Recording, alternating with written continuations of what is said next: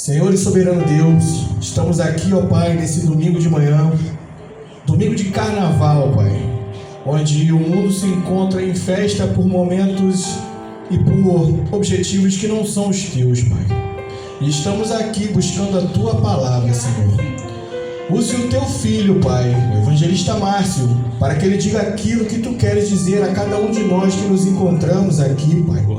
E ao mesmo momento, Senhor, eu gostaria de te pedir, ó Pai, que em meio a essa perdição que o mundo se encontra e esses momentos de dificuldade que temos passado, Pai, nós sabemos, Pai, que ainda assim Tu está no controle de tudo, Pai.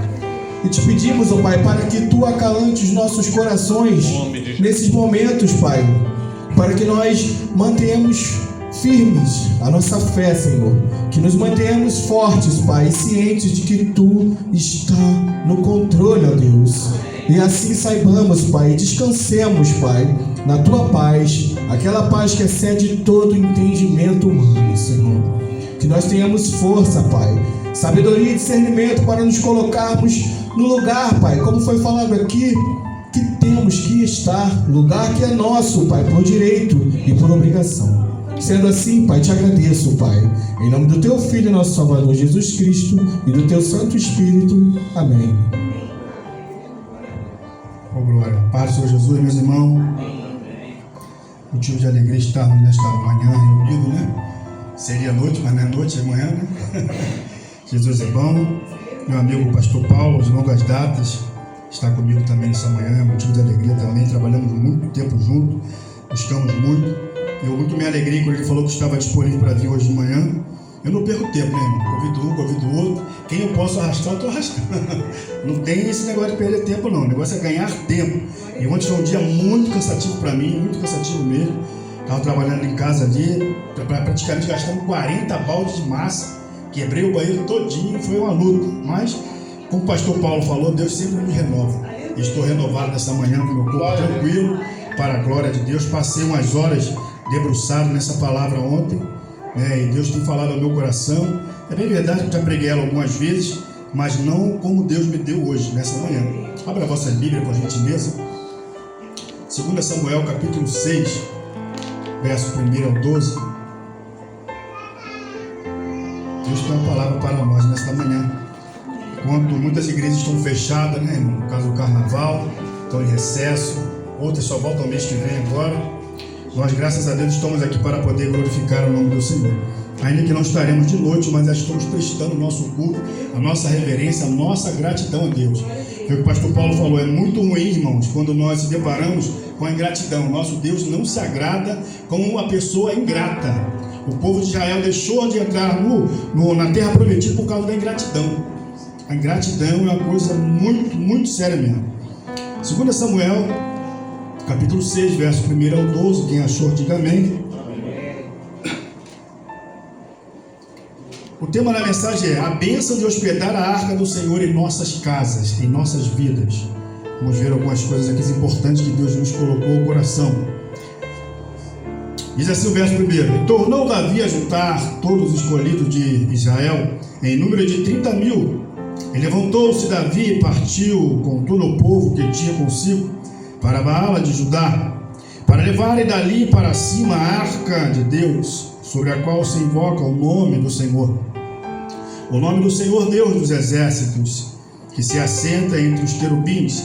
E puseram a arca de Deus em um carro novo. Repita comigo, carro novo. Carro novo. E levantaram da casa de Abinadab, que está em Gieba, e Uzaia e o filho de Abinadab guiavam o carro Novo. E levantando-se da casa de Abinadab, que está em Geba, com a arca de Deus, Aiô ia adiante da arca. E Davi e toda a casa de Israel festejavam perante o Senhor com toda sorte de instrumento, de pau, de faia, também com harpas, saltérios, e com tamborins, e com pandeiros, e com cítaras. E chegando à eira de Nacon, estendeu Uzá a mão à arca de Deus, e pegou nela, porque os bois haviam tropeçado. Então a ira do Senhor se acendeu contra Uzá, e Deus o feriu ali por esta imprudência, e morreu ali junto à arca de Deus. E Davi se contristou muito, porque o Senhor abrira a ruptura em Uzá, e chamou aquele lugar Pérez-Uza até o dia de hoje. E temeu Davi ao Senhor naquele dia, e disse: como virá a mim a arca do Senhor? E não quis Davi retirar para si, junto à arca do Senhor, a cidade de Davi, mas Davi a fez levar à casa de Obed-edom, o geteu.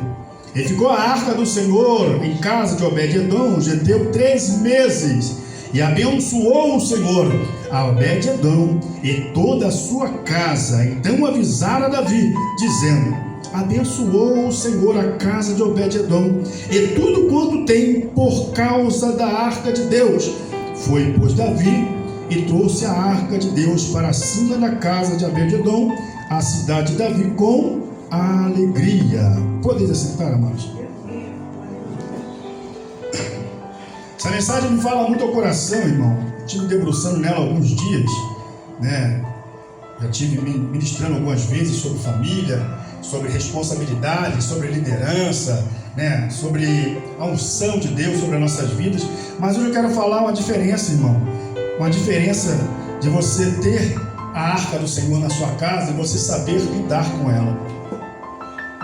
Sabemos que ela estava na casa de Israel na época. E o Finéias pega essa arca agora, né, oferece fogo estranho e vai à guerra.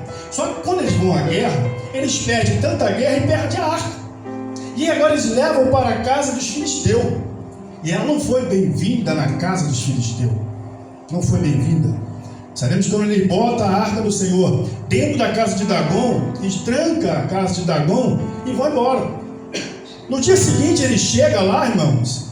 Paz, meus irmãos, Dagom estava de joelho perante a arca. Ninguém estava entendendo nada. Mas a arca do Senhor, ela não estava no lugar certo, no lugar apropriado. Eles não sabiam como lidar com a arca, porque a arca não foi chamada para eles. A arca era de Israel, era a presença de Deus Todo-Poderoso em Israel. Então eles pegaram, tomaram de Finéias e levaram para a casa deles. E ali deixaram. E depois levantaram de novo Dagom e foram embora. Voltaram a segunda vez, pastor Paulo. Não encontraram mais Dagom de joelho. Encontraram Dagom de joelho e sem cabeça. Falei, oh meu Deus, que negócio é esse? Eles ficaram preocupados. Porque começaram a dar problema dentro do povo de Filisteu. Começaram a trazer coisas que não era para trazer. Eles agora ficaram tão abismados. Falaram, ó, Deus não está se agradando com essa arca aqui. Vamos fazer de alguma coisa para devolver essa arca. Vamos devolver isso, porque isso não nos pertence. O Deus deles deve estar chateado. Deve estar chateado. Sabe o que eles fazem, irmão? Eles pegam agora, preparam uma carruagem nova, pegam os bois novos, bonitos, colocam ali e manda para Israel. Observa que ninguém carrega a carruagem. Os bois sabem o caminho certinho para onde a arca tinha que ir. O boi tinha o caminho certinho. Eles pegam agora e mandam. E agora o boi vai indo, levando a arca. Daqui a pouco a arca chega lá na cidade. E o povo começa a alegar, oh glória, a arca chegou novamente em Jerusalém, na cidade de Israel. E quando ela chega na cidade de Israel, eles pegam a arca e põem na casa de Abinadab. Observe, irmão, isso aqui é muito forte. Quando eles põem na casa de Abinadab, a arca fica aproximadamente 20 anos na casa de Abinadab. Imagine você 20 anos, irmãos, com um objeto sagrado na sua casa. Você sabe que não pode tocar, mas você sabe que você tem que reverenciar, porque era a presença de Deus.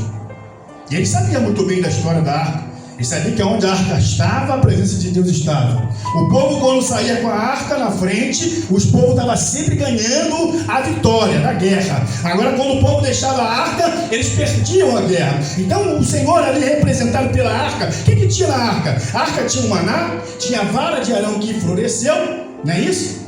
E mais o que? A tábua da lei. E ali era guardada dentro daquele propiciatório, aquela tampa de ouro, e 2 querubins, um olhando para o outro, né? Um olhava para a arca, olhavam para o outro, e tinha os seus varóis. Eram 4 varóis, e tinha a vara para poder os sacerdotes levar no ombro. Não é isso? Então ali era praticamente o que a arca tinha que ser feita. E quem deveria levar a arca? A descendência de quem? Dos levitas. Eles eram os sacerdotes, os levitas que carregavam a arca. Eles davam 6 passos, paravam, sacrificavam e adoravam a Deus. Só que o povo, irmão, ele ia esquecendo disso no longo do tempo. Ele foi esquecendo disso ao longo do tempo. E essa arca ficou na casa desse sacerdote por 20 anos. E Davi agora, ele vem agora começar a reinar. Quando Davi reina, irmão, ele não quer reinar sozinho.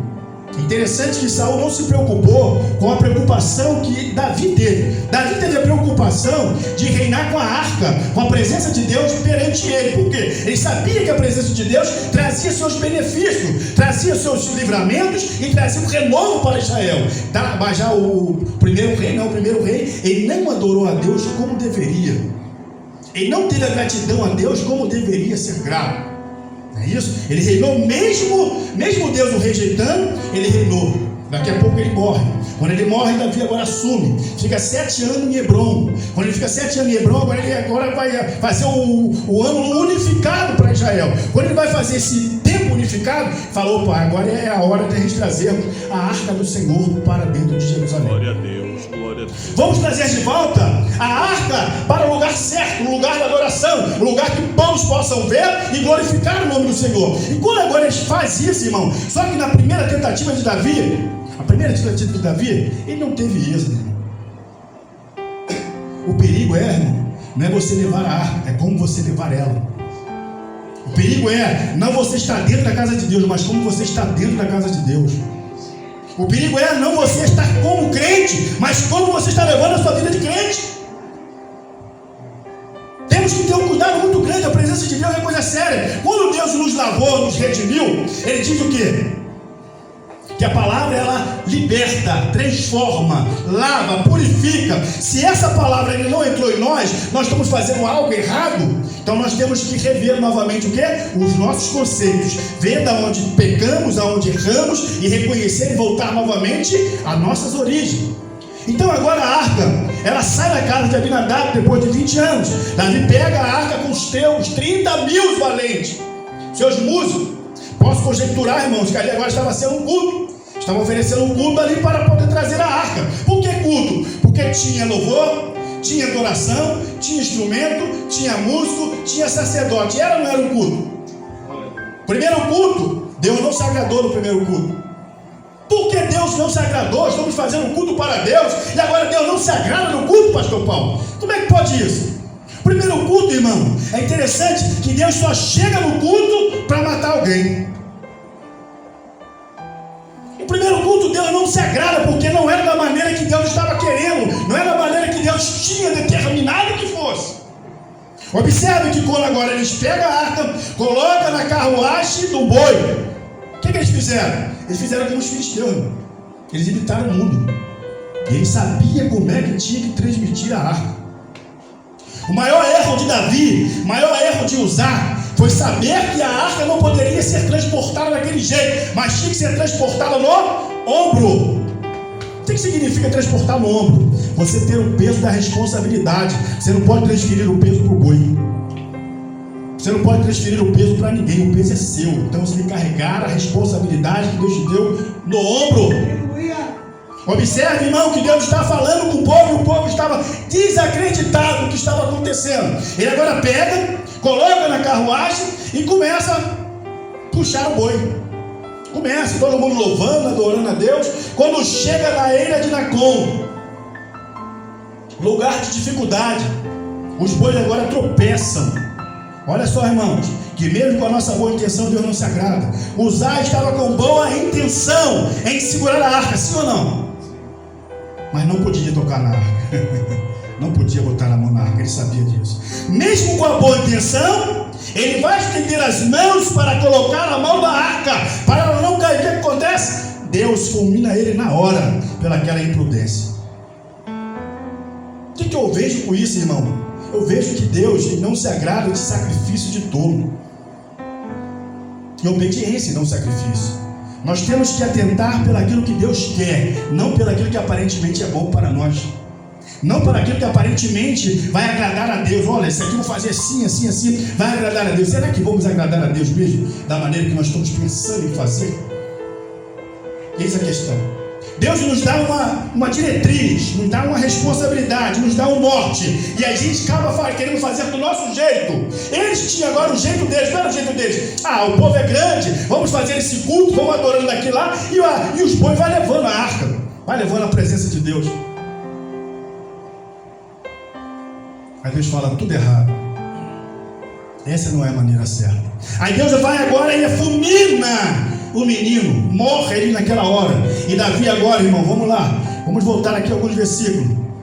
Aí o versículo 8 diz assim, o versículo 7: então a ira do Senhor se acendeu contra Uzá, e Deus o feriu ali por esta imprudência, e morreu ali junto à arca de Deus. E Davi contristou-se porque abriram a rotura em Uza, e chamou aquele lugar Perez-Uza até o dia de hoje. E o 9: temeu Davi naquele dia, e disse, como virá a mim a presença do Senhor? Glória a Deus. Ele não tinha mais como levar, irmão. Ou seja, a arca fica 20 anos na casa dele, pastor Paulo. E quando vai sair, de vez de ter alegria, tem morte.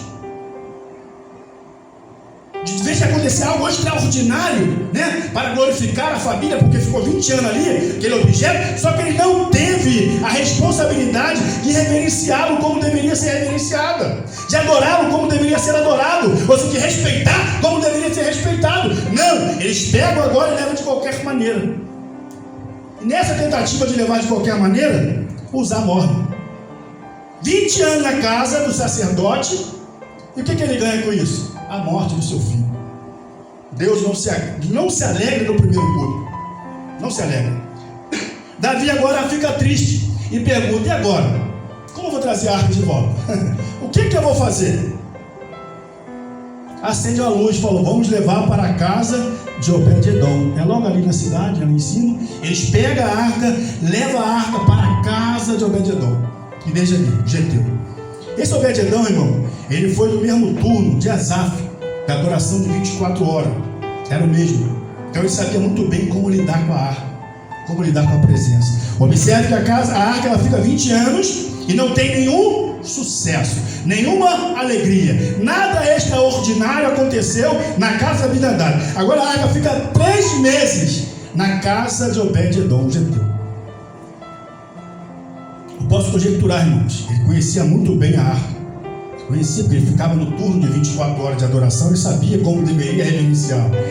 Eu deveria, irmão, posso ser mais ou menos conjecturar, sabe, como se fosse a arca. Todo dia ele ia lá, olhava a arca, dobrava o joelho, orava, pegava a família, vamos orar, vamos agradecer por essa arca que está aqui, pela presença de Deus está em nossa casa, pela presença de Deus está em nossa família. Irmão, não tem coisa melhor do que a presença de Deus estar na tua família, irmãos. E eles não reconheceram isso, mas quando chega na casa de Abinadab, eles reconhecem, aqui está a presença de Deus, vamos adorá-lo, vamos reverenciá-lo. Enquanto ela estiver aqui, vamos adorá-los. É o que deveremos fazer, irmãos. A presença de Deus está aqui, ó. Nós temos que fechar nossos olhos, temos que adorá-lo, temos que reverenciá-lo. Como é que você está levando a arca, a presença de Deus, no carro novo ou no ombro? Faça a sua reflexão, irmão. Como é que nós estamos levando a presença de Deus? No ombro ou estamos deixando o boi levar? Às vezes não acontecem algumas coisas em nossas vidas porque nós devemos fazer algumas reflexões. Senhor, estou fazendo da maneira certa? Senhor, se eu não tiver, Senhor, assim como Davi, irmão, Davi foi um homem segundo o coração de Deus, um homem que muito errou, mas foi um homem que sempre glorificou e adorou a Deus. Senhor, me ensina a te adorar da maneira certa, Senhor.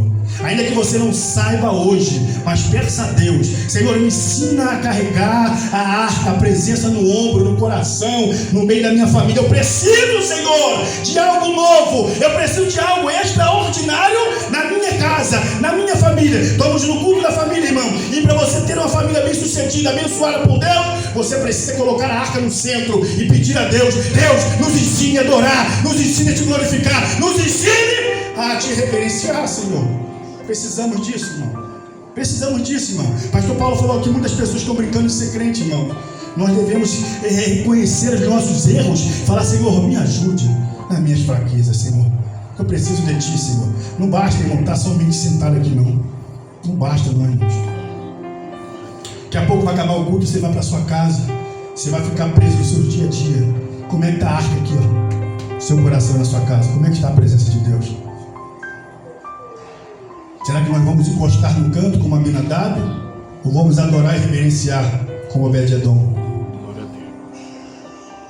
Glória a Deus. Davi agora, irmão, faz da maneira diferente. Ele observa. Chegam para ele a notícia: Davi, a arca tem sido bênção na casa de Obed-edom.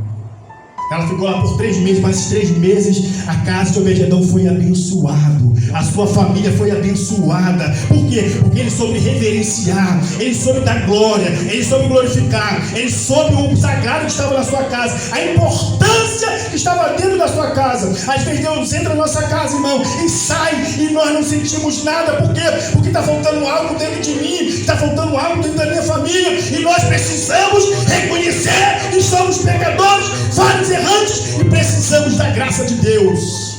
Oh, Ramamar, Glória a Deus.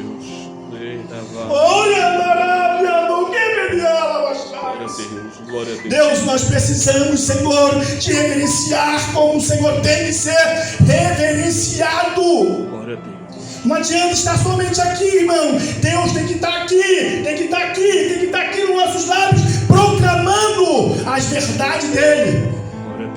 O que adianta eu andar lá fora e o mundo não me ver como cristão, não ver a arca dentro de mim, não ver a arca na minha presença? Eu tenho que andar e exalar Cristo. Falar, ali vai verdadeiramente o homem de Deus, ali verdadeiramente vai a mulher de Deus. Nós temos que ser diferente, temos que ser luz no meio da escuridão. Ainda estamos no meio das trevas, sabemos que daqui a pouco esse carnaval vai acabar. Muitas pessoas vão se revelar desviados. Por quê? Não vão se revelar desviados, irmão, porque já estava desviado dentro do seu coração, dentro da igreja. Somente vão se amostrar o que já estava dentro deles. Malaquias 3:18 fala que nós vamos ver a diferença entre o que serve e o que não serve a Deus. A diferença está como você serve, como você adora, como você leva a obra de Deus na sua vida. Deus nos chamou para uma grande responsabilidade. O que nós temos feito? Será que nós temos transferido para o boi ou temos levado no ombro? É momento de nós refletirmos, irmãos, e ver que as coisas estão erradas. E quando ele pega agora a arca, irmão, ele agora leva os sacerdotes, leva os levitas, ele pega a arca com toda alegria, aquela festa, porque Obed-edom tinha ali hospedado aquela arca naquele lugar. Ele agora pega os sacerdotes, começa a ir à frente, vai louvando, vai adorando, vai louvando, vai adorando, vai louvando, vai adorando. Os 6 passos que o sacerdote dava, os levitas paravam, queimavam o bezerro ali, sacrificavam a Deus e continuava. Levou um bom tempo para chegar, não levou? Levou, mas foi da maneira de Deus. Glória a Deus. Não adianta nós querermos, irmãos, queimar a etapa. Não adianta nós queremos acelerar o processo. É longe, vamos botar na carruagem, é mais rápido. O momento certo, o jeito certo, era os levitas levando, dava os seus 6 passos, parava e adorava a Deus, sacrificava a Deus. Mas nem sempre o momento de Deus, o certo de Deus é certo e é o melhor para nós. Nós sempre queremos dar o nosso jeitinho.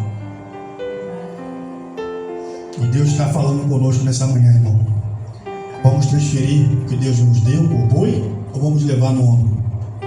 A responsabilidade é nossa, é minha. Então nós temos que parar e ver, Senhor, me ensine, Senhor, a fazer do teu jeito, do teu modo, porque do meu jeito é acelerado. É acelerado. Nós andamos, como o pastor Paulo falou, vamos andando ansiosos. E Pedro diz, lança sobre ele a vossa ansiedade, porque eu tenho cuidado de vocês. Esse dia eu estava comentando com a minha esposa, cheguei a comentar com o pastor Paulo. Olha, esse mês todinho, trabalhei 4 dias. O que será de mim? Deus tem cuidado de mim, irmão. Ainda que trabalhe pouco, mas eu trabalhando para Deus. E Deus não fica devendo nada a ninguém. Glória a Deus. Quando você pega as mãos para fazer algo para Deus, faça com zelo, faça com dedicação, e você vai ver o que Deus vai fazer na sua vida, irmão. Eu tenho experiência disso muito bem, irmãos. Eu vivi 10 anos desempregado. Foi os melhores anos da minha vida fazendo a obra de Deus. Quando eu comecei a ser empregado, 45 dias, a maquita passa na minha mão não fecha mais. E estou eu de novo fazendo a obra de Deus. Deus sempre tem os seus planos e seus projetos. Ainda que você tenta se prender, você se prende e não consegue caminhar, cuidado que Deus pode dar um jeitinho para você parar e você fazer o que Ele quer. Só temos que estar atento ao que Deus quer fazer nas nossas vidas. E Davi, quando começa a glorificar, agora tem sempre alguém na janela, né, irmão? Quando você está glorificando na unção, sempre alguém na janela te observando. E Davi está vindo bailando, glorificando. E agora Mical olha na janela e começa a repudiar Davi. Davi se alegra com todo mundo, começa a dispensar o povo, começa a alegrar e abençoar a família. Todo mundo vai para a sua casa. Quando Davi vai abençoar a sua casa, Davi agora é desprezado pela sua mulher. Fala muito bonito, né, Davi? Como um vadio fica no meio das suas servas. Fala, como vadio não. Eu vim adorando o meu Deus, coisa que o seu pai não fez. Eu fui buscar o sagrado, coisa que a sua família não fez. Deus me escolheu para assim ser líder do povo. Então eu não vou liderar sem a presença de Deus como teu pai fez. Ou seja, daquele momento em diante, Mical nunca teve filhos. Ele estava olhando da janela e desprezando aquilo que era sagrado. Davi estava glorificando, exaltando o nome do Senhor. Quando Davi chega na cidade, coloca a arca no seu lugar de adoração, o povo é dispensado, abençoado. Por quê? Porque o povo agora vem alegre, vem feliz, porque a presença voltou novamente para o lugar de origem.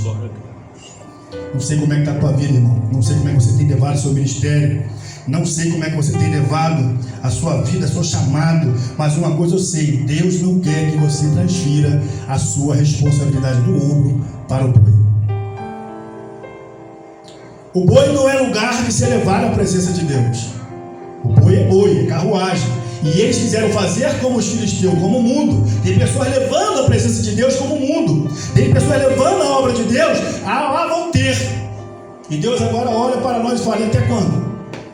Até quando vai continuar assim, transferindo a sua responsabilidade para o boi?